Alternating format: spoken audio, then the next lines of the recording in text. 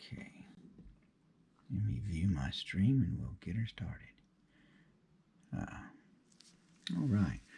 So we left off last time with the completed printed cabinet.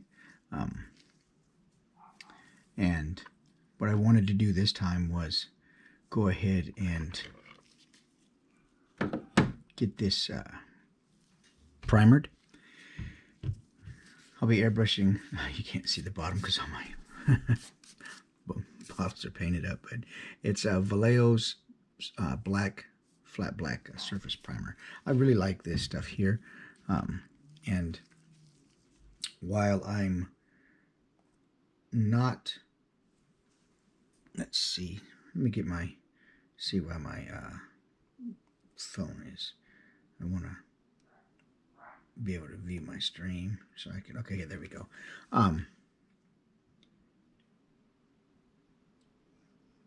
God, okay, it's always giving me some new update. I don't really care about that. So back to what I was saying. Let me open up the little chat dialog here, so in case somebody wants to chat with me. Okay, so what I wanted to, hey Snapface, hey, what's up, buddy? Good to see you, man. Good to see you. Oh, thank you, man. Which one are you talking about? The Mythic Legions one, or the one with the figure obscura from Four Horsemen? Which one? You're probably talking about the Mythic Legions one.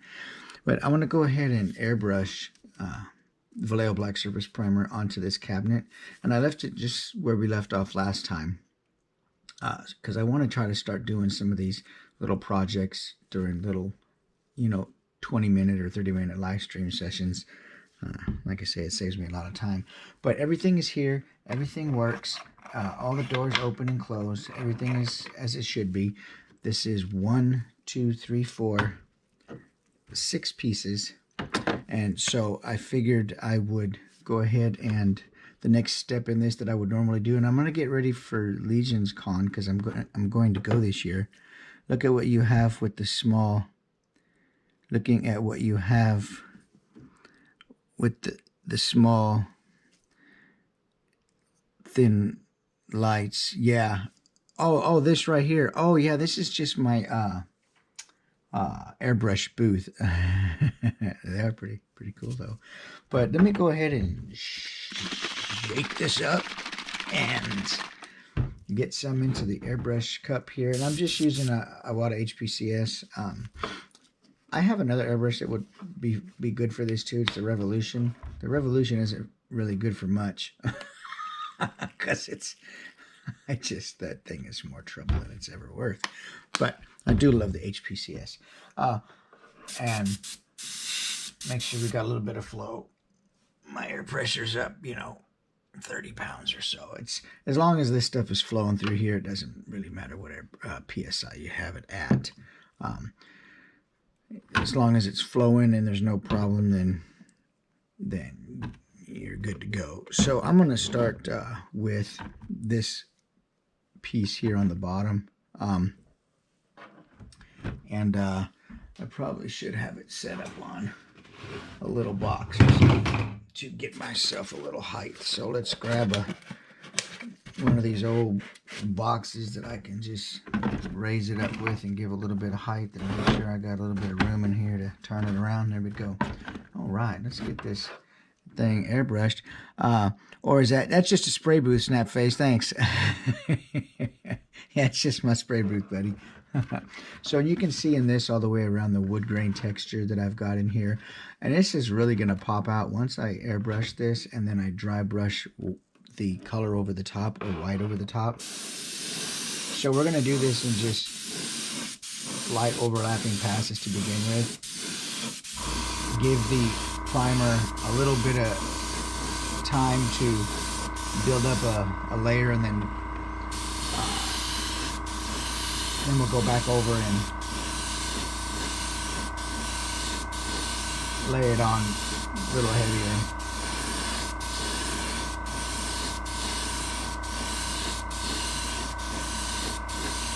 And I'm just making little overlapping passes real light.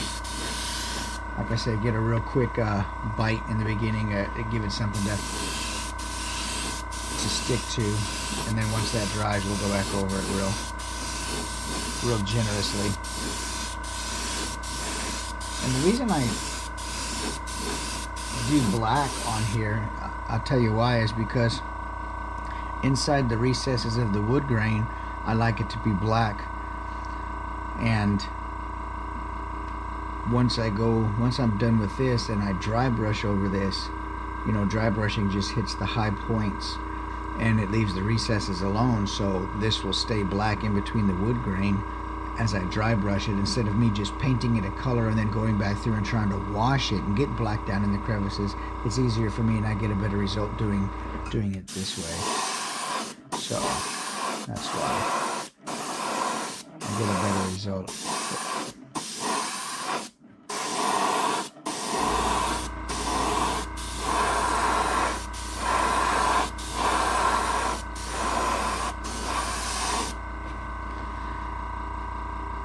Right on, yeah.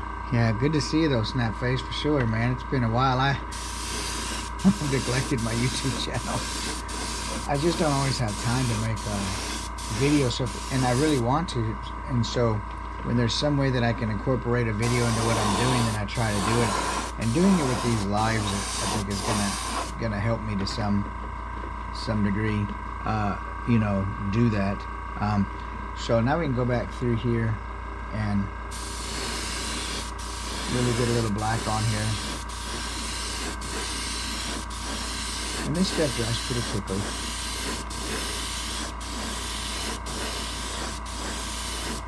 There we go. Main thing here is just get a bit of even coverage. I don't want to see any gray through there.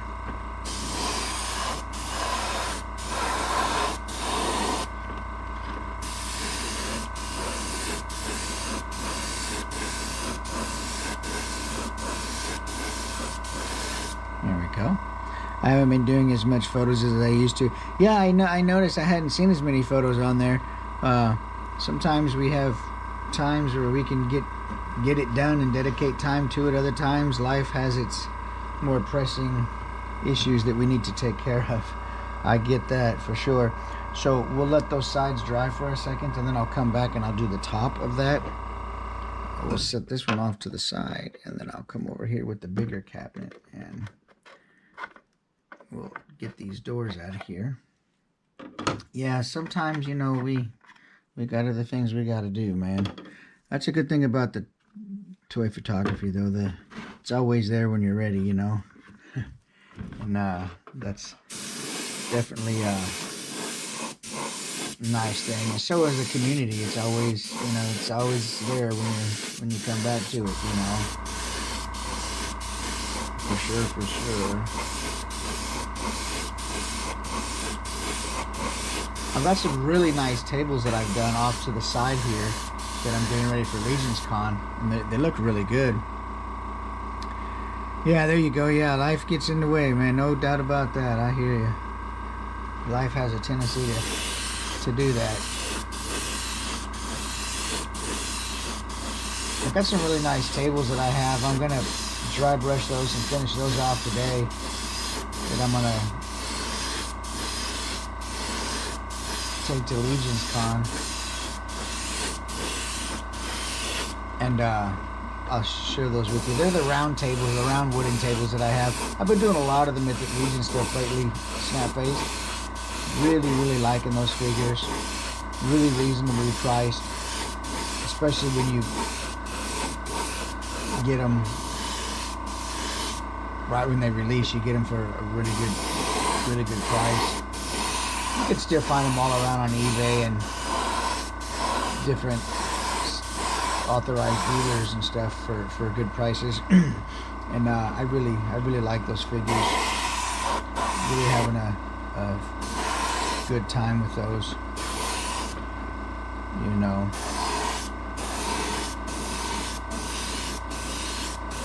Same thing on this one. Once this dries a little bit, I'll come back in and hit the top with it. We're not worried about the bottom on this because it's going to be glued to a base.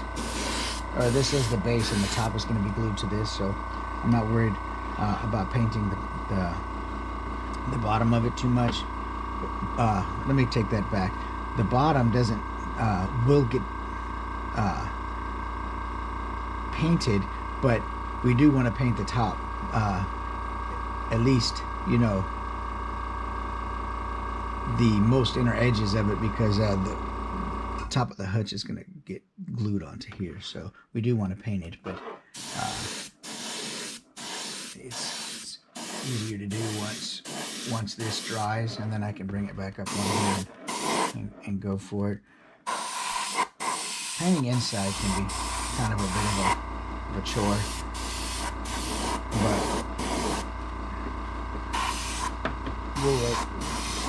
you got to kind of rotate the cabinet around to make sure you get all the angles.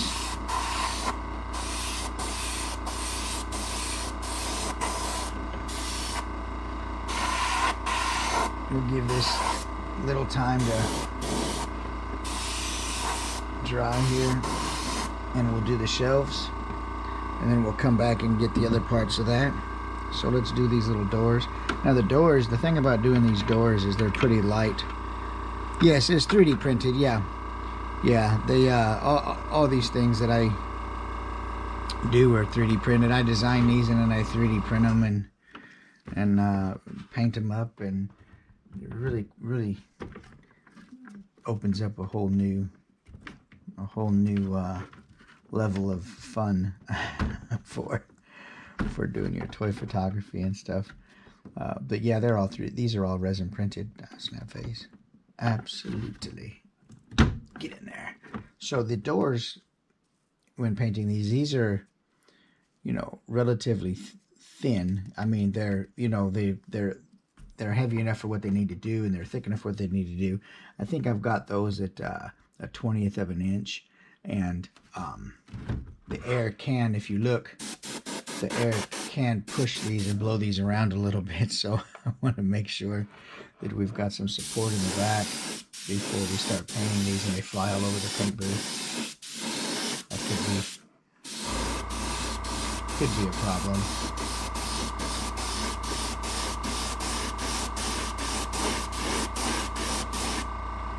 I'm going to try to get these from every angle and then drop it a little bit too. You can always drop it, it's fine. All right. Get the top edge, sides. It's okay if you're a bit clumsy. Stuff happens.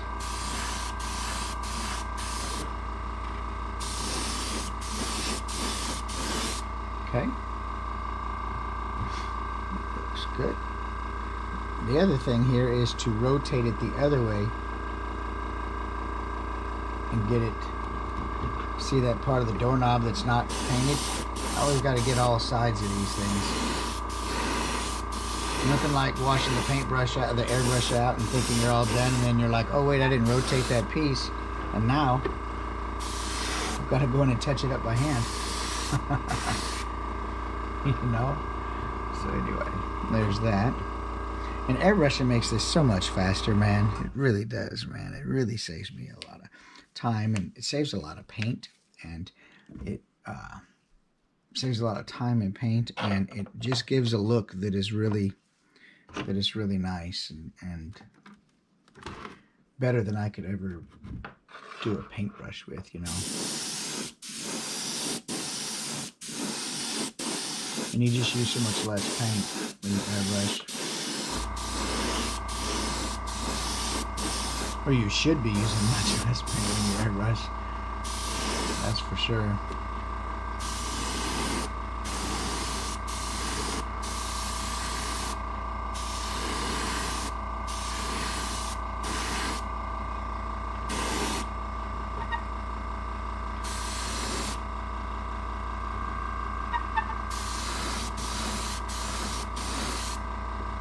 I'm gonna go out and go do some scuba diving this weekend.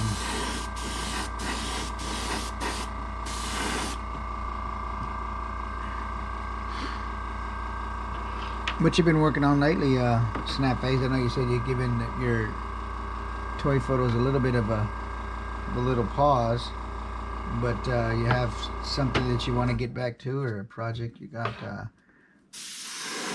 you're waiting to get finished, or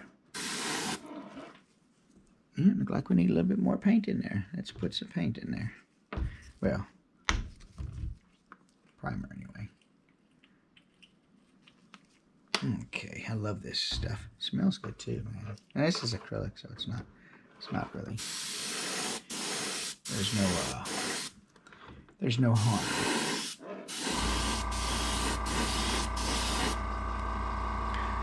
Yeah, I'm gonna go do some diving this weekend, me and my kids, and something we recently got into, man. And I had been wanting to do it for a long time, and I just, never had the right opportunities and right time, and just, just never happened. And then we went to Hawaii a few months ago and did some snorkeling, and we're like, whoa, this is way cool, man. And it kind of reignited the I want to scuba dive idea, and so my kids really got excited about it too. So it all worked out when it was supposed to, and we all went and got open water certified, and did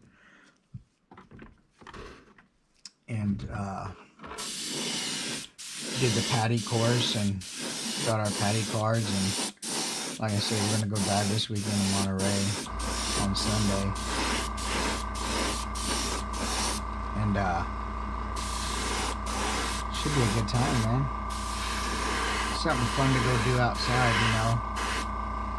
I limit my outside activities. Well, I don't have an underwater camera per se, but I have underwater housings. I have GoPros.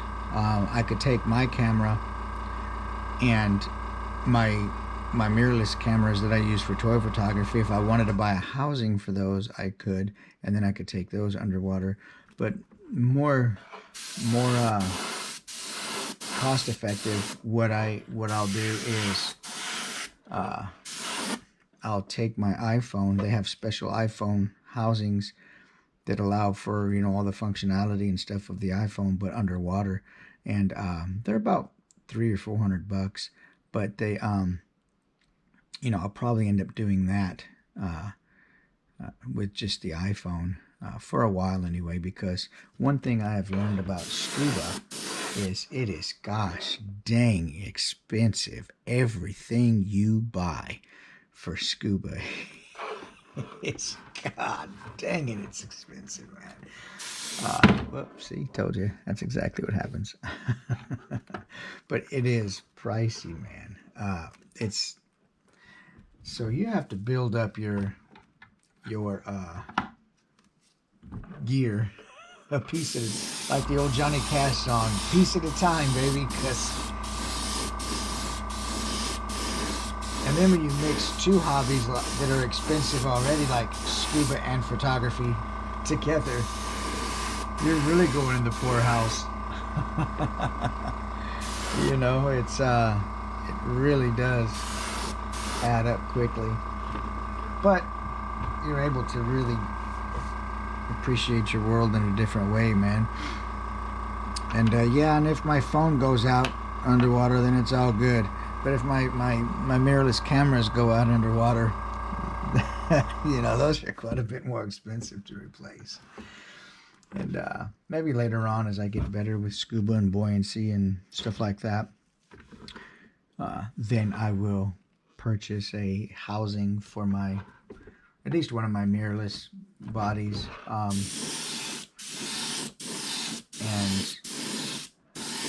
do that. But right now, when I'm still getting buoyancy down and stuff like that, then I'll just stick to the iPhone.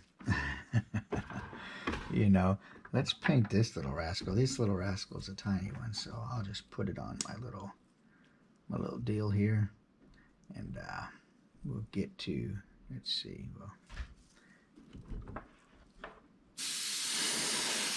paint this up. But I made this cool little stylized skull on here too, man, to sort of make this cabinet look kind of interesting.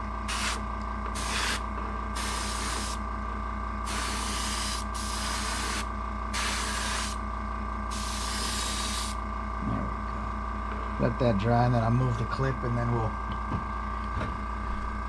paint the spot that the clip is covering. Set this over here in that little hole, and then we'll move this to the side, and we'll get back on the tops of these cabinets now and the back of the doors, and then we'll be good to go with that. Yeah, you're right, fun costs money. And over there in Australia, there's some great places to scuba dive, man. That's one of the awesome places to go. Over there in your general area over there. So let's bring this on the bottom here, and let's get this top painted.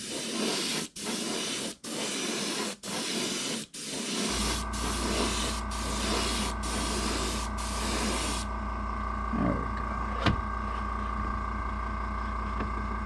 I think we're pretty good all the way around. We'll just go ahead and get inside here a little bit.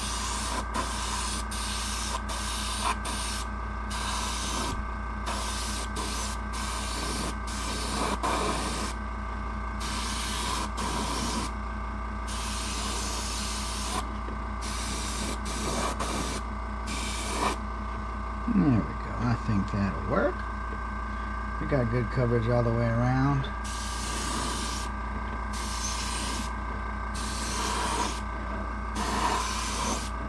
Nice. All right. Set this little rascal off to the side.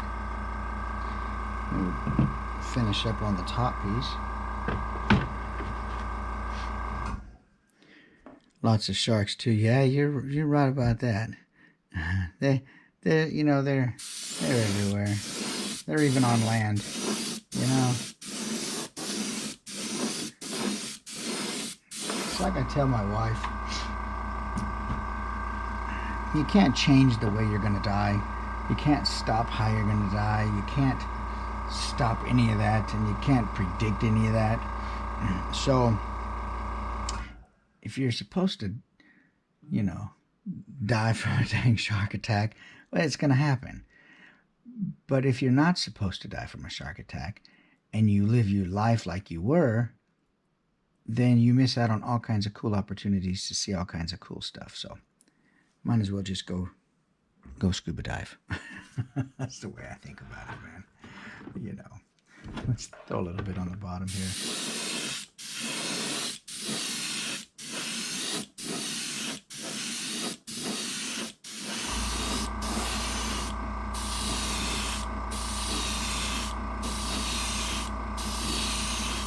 There we go.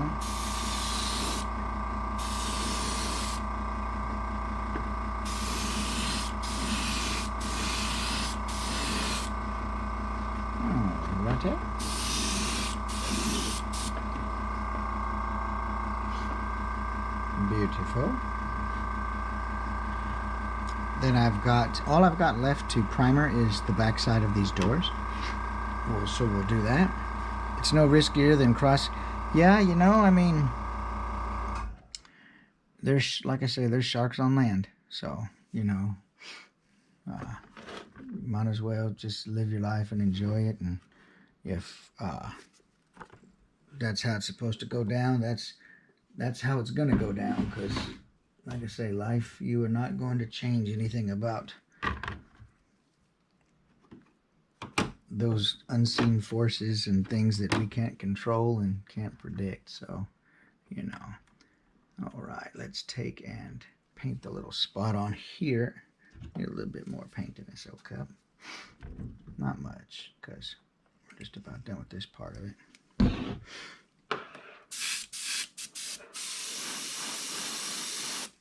Get that rascal in there. There we go. Okay. All right, let's paint the back side of these doors. Spin that around. get this thing. Try not to make it fly across the paint booth.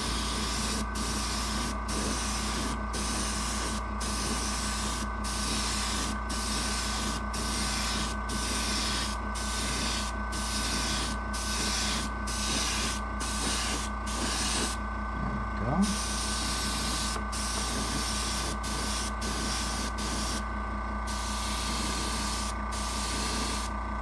And one more.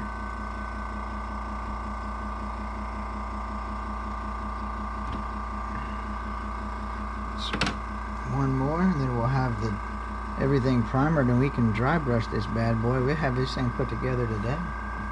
Have her put together today, I'll tell you what. I got a feeling I better move that one. Because I already know what's going to happen with that. I already know. Yeah. So is your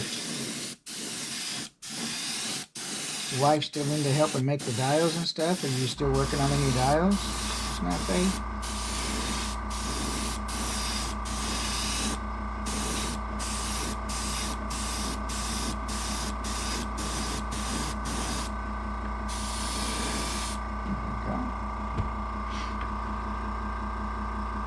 Beautiful.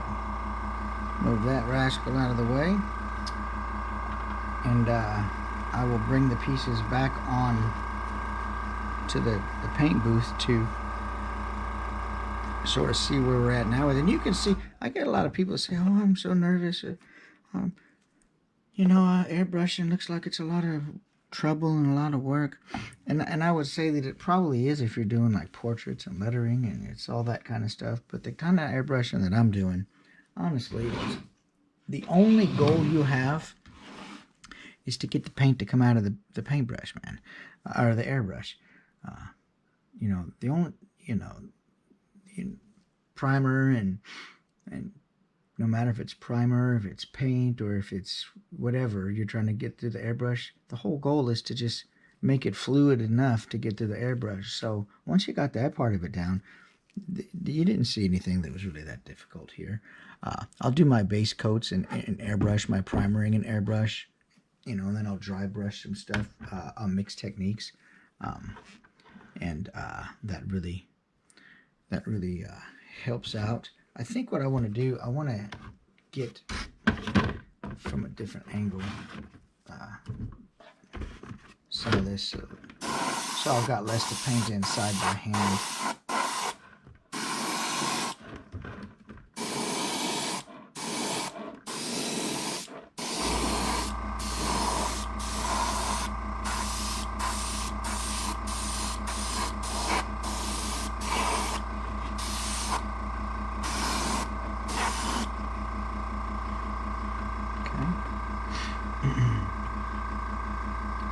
But it's really not that difficult.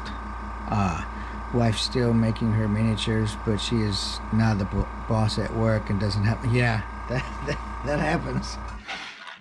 On the one hand, you're like, oh, good, I move up at work and I make a little bit more money, but then, dang it, something else. I gotta find a way to rebalance my time and rebalance the things that I get, the ability to live from, and rebalance the things that cause me to feel a little bit of,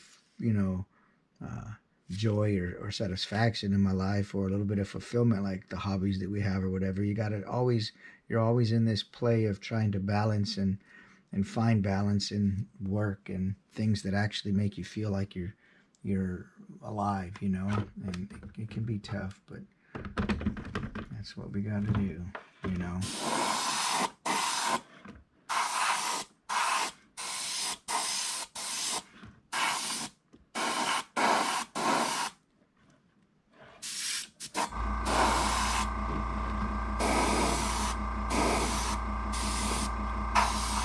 Always in that balancing.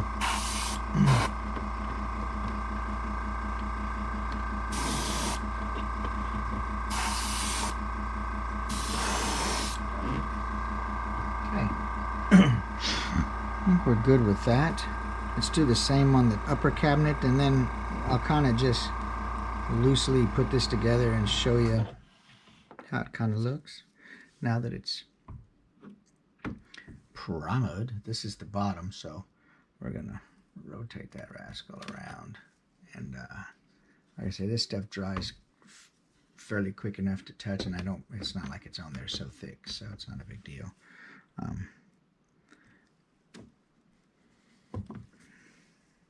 I'm gonna go inside here in just a second and paint inside here again one more time to get rid of the paint that's in the cup and to just make sure I got a good coverage in there. Okay. And these doors actually do have a right way to go in. Let's see here. Where's my other door? Where's my... Oh, there it is. It's hiding over here. Yeah, she needs more down. Just a hectic stage of life, I guess. Yeah, no, I hear you, man. It happens. Fortunately, we gotta live and pay bills, you know. It's just the way this system of things works for people. So, let's take this off of here. And you can kind of already see, really, the wood grain and the, you know, once I go to dry brushing this, it's really going to pop out. But you can already see just with the dry brush, or with the primer on there, really transforms the cabinet already. It just looks really good.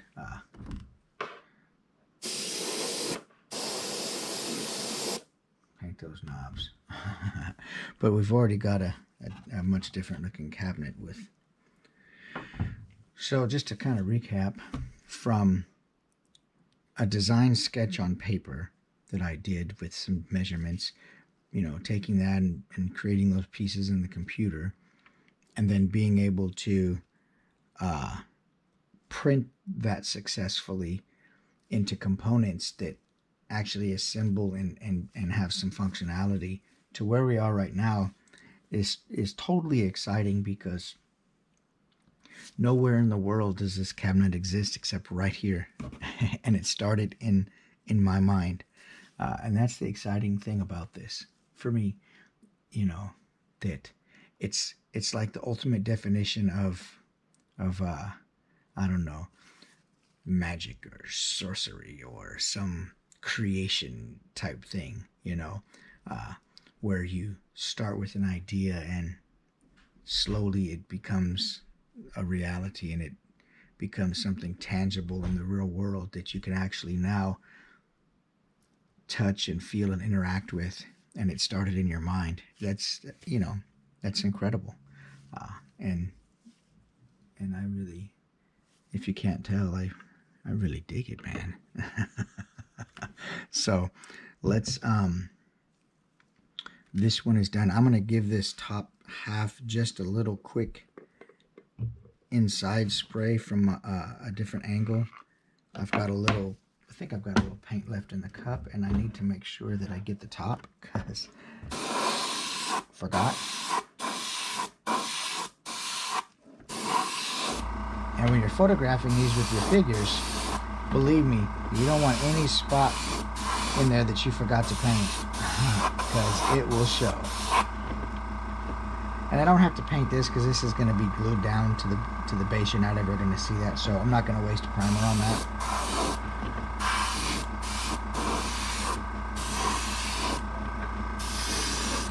Right now I've just got paint in the cup, so I'm just going to go around and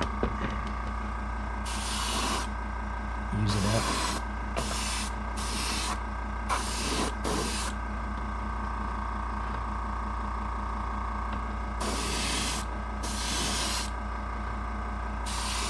We're good with that.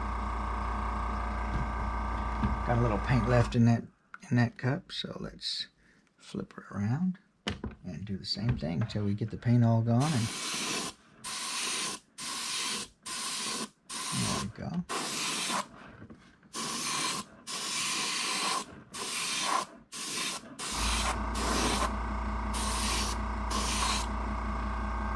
Just about done. Hey, you know what? I've got this little skull here. Let's paint this little skull too. Why not? let's paint. This is one of the first skulls that I ever modeled in ZBrush, and I think this thing looks so cool, man. So we're gonna move. The thing about painting these skulls is you gotta find a way to hold the skull while you do it, and it can be a bit of a challenge to do that. So let's move this stuff out of the way over here, and let me take.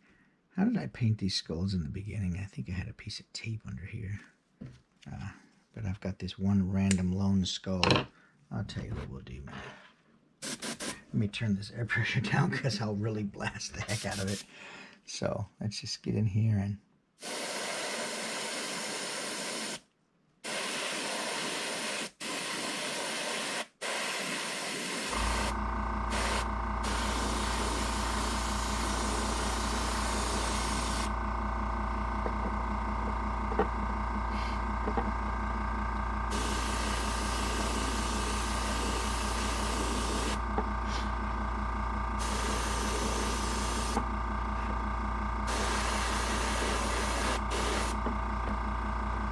I like skulls. Those are like those fantasy concept art skull portrait, skull Grim Reaper style paintings and stuff. Man, I love those things, man. Hey, get over here. I love those things that you can, you know, see on Google and stuff.